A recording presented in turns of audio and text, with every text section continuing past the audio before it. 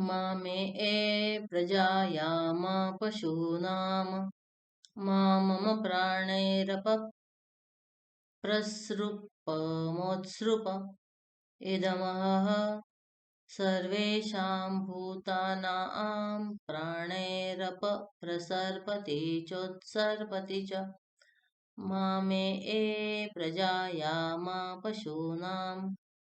मा मम प्राणैरपप्रसृपमोत्सृप यगं रात्रिः सर्वेषां भूतानां प्राणैरपप्रसर्पति चोत्सर्पति च मामे प्रजायाम पशूनां मा मम प्राणैरपप्रसृपमोत्सृप ॐ भूर्भुवः स्वः एतद्वो मिथुनं मानो मिथुनं गं रीढ्वम् अथादित्यस्याष्टपुरुषस्य वसूनामादित्यानागस्थाने स्वतेजसा भानि रुद्राणामादित्यानागस्थाने स्वतेजसा भानि आदित्यानामादित्यानागस्थाने स्वतेजसा भानि सतागं सत्यानाम् आदित्यानागस्थाने स्वतेजसा भानि अभिधुन्वतामभिघ्नताम् वातवतां मरुताम् आदित्यानागस्थाने स्वतेजसा भानि ऋभोणामादित्यानागस्थाने स्वतेजसा भानि विश्वेशान् देवानाम् आदित्यानागस्थाने स्वतेजसा भानि संवत्सरस्य सवितुः आदित्यस्य स्थाने स्वतेजसा भानि ॐ भूर्भुवः स्वः रश्मयो वो मिथुनं मानो मिथुनं गं रीढ्वम् आरोगस्य स्थाने स्वतेजसा भानि भ्राजस्य स्थाने स्वतेजसा भानि पटरस्य स्थाने स्वतेजसा भानि पतङ्गस्य स्थाने स्वतेजसा भानि स्वर्णरस्य स्थाने स्वतेजसा भानि ज्योतिषीमतस्य स्थाने स्वतेजसा भानि विभासस्य स्थाने स्वतेजसा भानि कश्यपस्य स्थाने स्वतेजसा भानि ॐ भूर्भुवः स्वः सुवः आपो वो मिथुनं मानो मिथुनगं रीढ्वम् अथ वायोरेकादशपुरुषस्यैकादशस्त्रीकस्य प्रभ्राजमानानागं रुद्राणागस्थाने स्वतेजसा भानि व्यवदातानागं रुद्राणागस्थाने स्वतेजसा भानि वासुकी वैद्युतानागं रुद्राणागस्थाने स्वतेजसा भानि रजतानागं रुद्राणागं स्थाने स्वतेजसा भानि परुषाणागं रुद्राणागस्थाने स्वतेजसा भानि श्यामानागं रुद्राणागस्थाने स्वतेजसा भानि कपिलानागं रुद्राणागस्थाने स्वतेजसा भानि अतिलोहितानागं रुद्राणागस्थाने स्वतेजसा भानि ऊर्ध्वानागं रुद्राणागस्थाने स्वतेजसा भानि अवपतन्तानागं रुद्राणागस्थाने स्वतेजसा भानि वैद्युतानागं रुद्राणागस्थाने स्वतेजसा भानि प्रभ्राजमानीनागं रुद्राणि नागस्थाने स्वतेजसा भानि व्यवदातीनागं रुद्राणि नागस्थाने स्वतेजसा भानि वासुकी वैद्युतीनागं रुद्राणि नागस्थाने स्वतेजसा भानि रजतानागं रुद्राणि नागस्थाने स्वतेजसा भानि परुषाणागं रुद्राणि नागस्थाने स्वतेजसा भानि श्यामानागं रुद्राणि नागस्थाने स्वतेजसा भानि कपिलानागं रुद्राणि नागस्थाने स्वतेजसा भानि अतिलोहितीनागं रुद्राणि नागस्थाने स्वतेजसा भानि ऊर्ध्वानागं रुद्राणि नागस्थाने स्वतेजसा भानि अवपतन्ति नागं रुद्राणि नागस्थाने स्वतेजसा भानि वैद्युतीनागं रुद्राणि नागस्थाने स्वतेजसा भानि ॐ भूर्भुवस्सुवः रूपाणि वो मिथुनं मानो मिथुनगं रीढ्वम् अथाग्नेरष्टपुरुषस्य अग्नेः पूर्वदिशस्य स्थाने स्वतेजसा भानि जातवेदस उपदिशस्य स्थाने स्वतेजसा भानि सहोजसो दक्षिणदिशस्य स्थाने स्वतेजसा भानि अजिरा प्रभव उपदिशस्य स्थाने स्वतेजसा भानि वैश्वानरस्यापरदिशस्य स्थाने स्वतेजसा भानि नर्यापस उपदिशस्य स्थाने स्वतेजसा भानि पंक्तिराधस उदगदिशस्य स्थाने स्वतेजसा भानि विसर्पिण उपदिशस्य स्थाने स्वतेजसा भानि ॐ भूर्भुवस्सुवः दिशो वो मिथुनं मानो मिथुनगं रीढ्वम् दक्षिणपूर्वस्यां दिशि विसर्पी नरकः तस्मान्नः परिपाहि दक्षिणापरस्यां दिश विसर्पी नरकः तस्मान्नः परिपाहि उत्तरपूर्वस्यां दिशि विषादी नरकः तस्मान्नः परिपाहि उत्तरापरस्यां दिश विषादी नरकः तस्मान्नः परिपाहि आयस्मिन् स्वप्सप्तवासवा इन्द्रियाणि शतक्रत विद्येते इन्द्रघोषा वो वसुभिः पुरस्तादुपदधताम् मनोजवसो वः पितृभिर्दक्षिणत उपदधताम् प्रचेता वो रुद्रैः पश्चादुपदधताम् विश्वकर्मा व आदित्यरुत्तरत उपदधताम्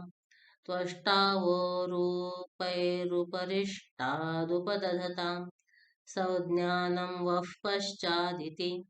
आदित्यः सर्वोऽग्निः पृथिव्याम् वायुरन्तरिक्षे सूर्यो दिवि चन्द्रमा दिक्षु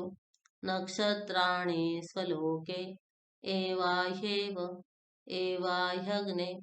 एवा हि वायो एवा हि इन्द्र एवा हि पूषन्न एवा हि देवाः आपमापामपः सर्वा आह अस्मादस्मादितोऽमृतः अग्निर्वायुश्च सूर्यश्च सह सञ्चस्करर्धिया वायवश्वारश्मिपतयः मरीचात्मानो अद्रुहः देवीर्भुवनसुवरीः पुत्रवत्वाय मे सुत महानाम्नेर्महामानाः महसो महसस्वः देवीः पर्जन्यसुवरीः पुत्रवत्वाय मे सुत अपाश्नुष्णीमपारक्षः अपाश्नुष्णीमपारघम् अपाघ्रामपचावर्तिम् अपदेवीरितो हित व्रजन् देवीरजितागश्च भुवनं देवसुवरीः आदित्यानदितीं देवीं योनिनोर्ध्वमुदीशत भद्रं कर्णेभिः शृणुयाम देवाः भद्रं पश्येमाक्षभिर्यजत्राः स्थिरैरङ्गैः स्तुष्टुवागुंसस्तनूभिः व्यशेम देवहितं यदायुः स्वस्ति न इन्द्रो वृद्धश्रवाः स्वस्ति नः पूषा विश्ववेदाः स्वस्ति नस्तार्क्ष्यो अरिष्टनेमिः स्वस्ति नो बृहस्पतिर्दधातु केतवो अरुणासश्च ऋषयो वातरशनाः प्रतिष्ठागं शतधाहि समाहितासो सहस्रधायसं शिवानश्यन्तमा भवन्तु दिव्या आप ओषधयः सुम्रोडीका सरस्वती माते व्योम सन्दृशी योपां पुष्पं वेद पुष्पवान् प्रजावान् पशुमान् भवति चन्द्रमा वा अपां पुष्पं पुष्पवान् प्रजावान् पशुमान् भवति य एवं वेद योपामायतनं वेद आयतनवान् भवति अग्निर्वा अपामायतनम् आयतनवान् भवति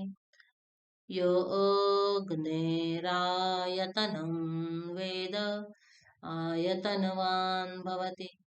आपो वा अग्नेरायतनम् आयतनवान् भवति य एवं वेद योपामायतनं वेद आयतनवान् भवति वायुर्वा अपामायतनम् आयतनवान् भवति यो वायोरायतनं वेद आयतनवान् भवति आपो वै वायोरायतनम् आयतनवान् भवति य एवं वेद योपामायतनं वेद आयतनवान् भवति असौ वै तपन्नपामायतनम् आयतनवान् भवति यो मुष्य तपत आयतनं वेद आयतनवान् भवति आपो वा अमुष्य तपत आयतनम् आयतनवान् भवति य एवं वेद योपामायतनं वेद आयतनवान् भवति चन्द्रमा वा अपामायतनम् आयतनवान् भवति यश्चन्द्रमस आयतनं वेद आयतनवान् भवति आपो वै चन्द्रमस आयतनम् आयतनवान् भवति य एवं वेद योपामायतनं वेद आयतनवान् भवति नक्षत्राणि वा अपामायतनम्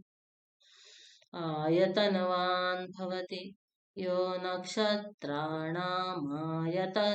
वेद आयतनवान् भवति आपो वै नक्षत्राणामायतनम्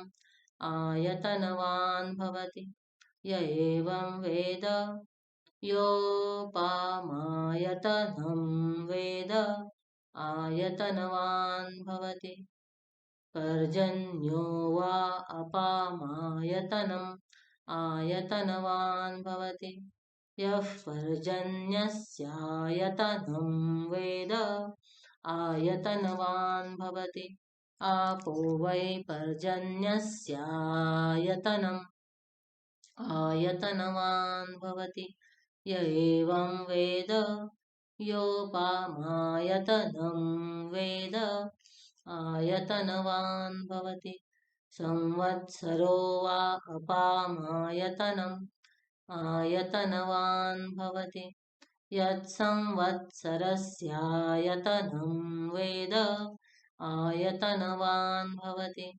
आपो वै संवत्सरस्यायतनम् आयतनवान् भवति य एवं वेद योऽप्सुनावं प्रतिष्ठितां वेद प्रत्येव तिष्ठति इमे वै लोका अप्सु प्रतिष्ठिताः तदेशाभ्यनुक्ता अपागं रसमुदयगं सन्न सूर्ये शुक्रगं समाभृतम् अपागं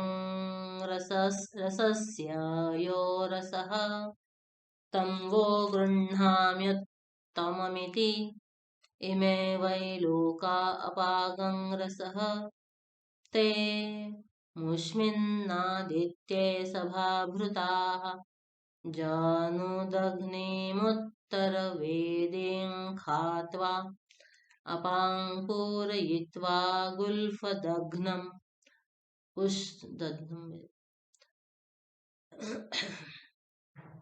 पुष्करपर्णैः पुष्करदण्डैः पुष्करैश्च सग्गस्तीर्य तस्मिन् विहायसे अग्निं प्रणीयोपसमाधाय ब्रह्मवादिनो वदन्ति कस्मात् प्रणीते यमग्निश्चीयते सा प्रणीते यमप्सु ह्ययञ्चीयते असौ भुवनेऽप्यनाहिताग्निरेताः तमभित एता अवेष्टका उपदधाति अग्निहोत्रे दर्शपूर्णमासयोः पशुबन्धे चातुर्मास्येषु अथो आहुः सर्वेषु यज्ञक्रतुष्विति एतद्धस्म वा आहुः षण्डिलाः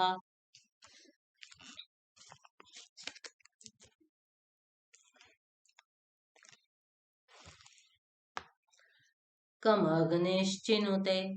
क्षत्रियमग्निश्चिन्वानः संवत्सरं प्रत्यक्षेण कमग्निश्चिनुते सावित्रमग्निश्चिन्वानः अमुमादित्यं प्रत्यक्षेण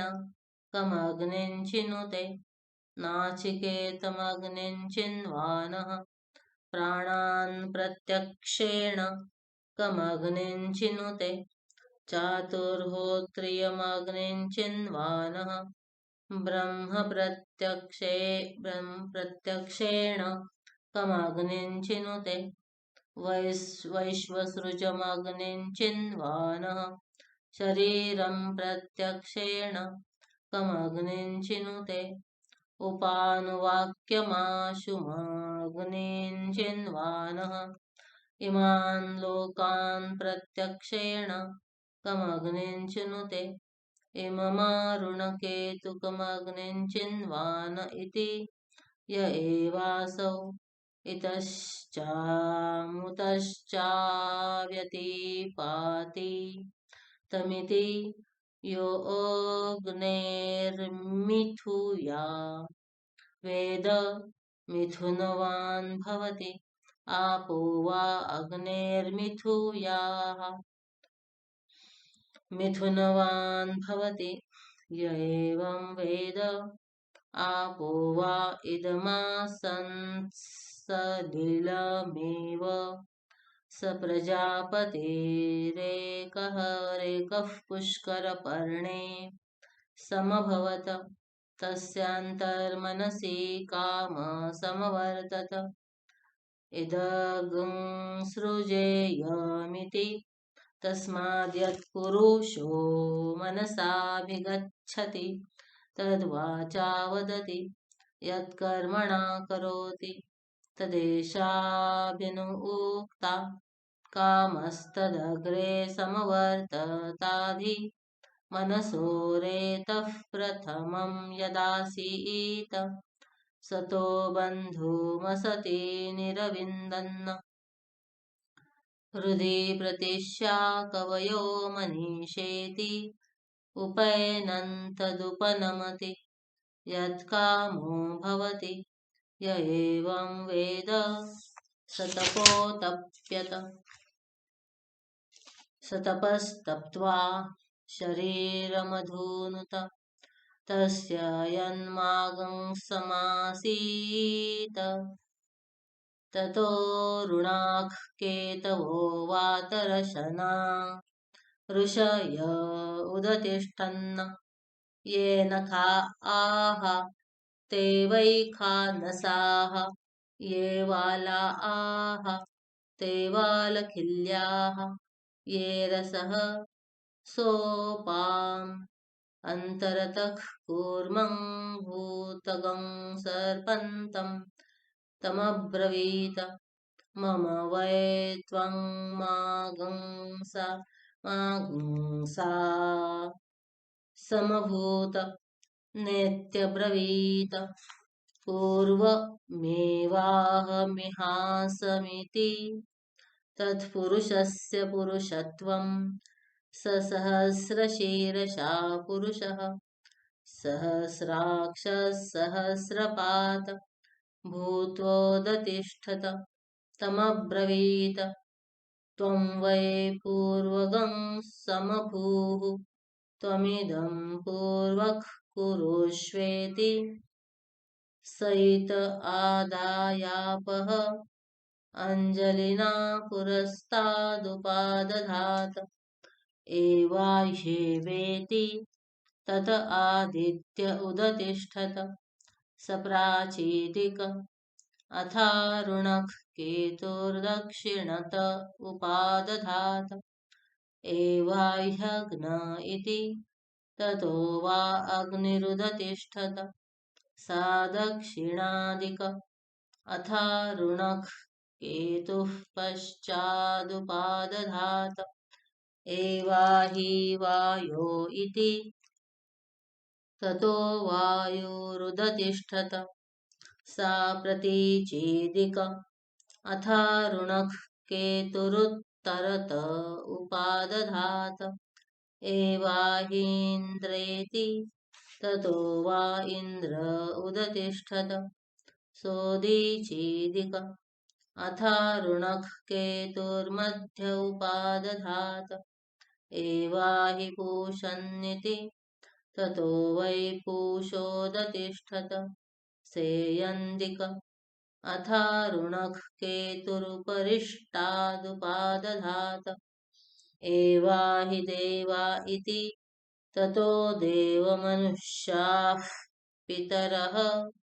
गन्धर्वाप्सरसश्चोदतिष्ठन् सोर्ध्वादिक या विपुरुषो विपरापतन् ताभ्योऽसुरारक्षागंसि पिशाचाश्चोदतिष्ठन् तस्मात्ते पराभवन् विप्रुड्भ्यो हि ते समभवन् तदेशाभ्यनुक्ता आपोह यद्बृहतीर्गर्भमायन्न दक्षं दधाना जनयन्ति स्वयंभूम् तत इमेध्यसृजन्त सर्गाः अद्भ्यो वा इदगं समभूत तस्मादिदगं सर्वं ब्रह्म स्वयं द्विति तस्मादिदगं सर्वगं शिथिलमिवा ध्रुवमिवाभवत् प्रजापतिर्वावतत आत्मनात्मानं विधाय तदेवानुप्राविशत तदेशाभ्यनुक्ता विधाय लोकान् विधाय भूतानि विधाय सर्वाः प्रदिशो दिशश्च प्रजापतिः प्रथमजारुतस्य आत्मनात्मानमभिसंविवेशेति सर्वमेवेदमाप्त्वा सर्वमवरुध्य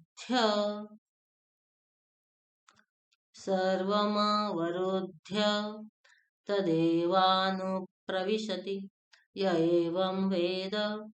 चतुष्टय्य आपो गृह्णाति चत्वारि वा अपागं रूपाणि मेघो विद्युत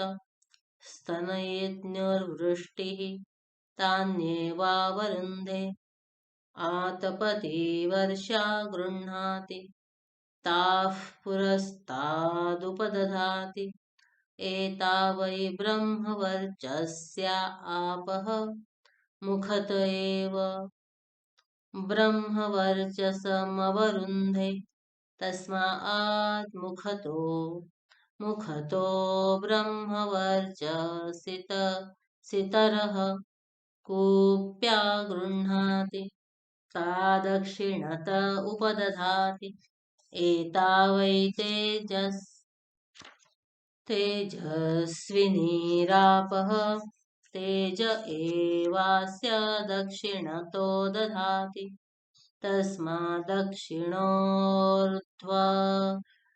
दक्षिणोर्ध्वस्तेजस्वितरः स्थावरा गृह्णाति ताः पश्चादुपदधाति प्रतिष्ठिता वै स्थावराः पश्चादेव प्रतिष्ठति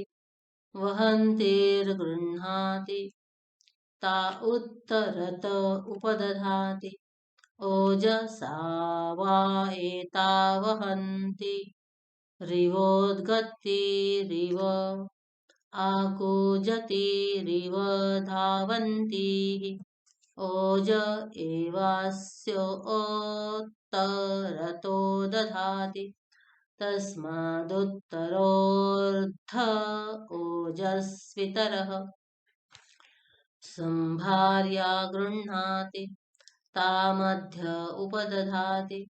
इयं वै संभार्याः अस्यामेव प्रतितिष्ठति पल्वल्या गृह्णाति ता उपरिष्टादुपादधाति असौ वै पल्वल्याः अमुष्यामेव प्रतितिष्ठति दिक्षुपदधाति दिक्षु वा आपः अन्नं वा आपः अद्भ्यो वा अन्नं जायते यदेवाद्भ्योऽन्नं जायते तदवरुन्धे तं वा एतमरुणाः केतवो वातरशना ऋषयो चिन्वन् तस्मादारुणकेतुकः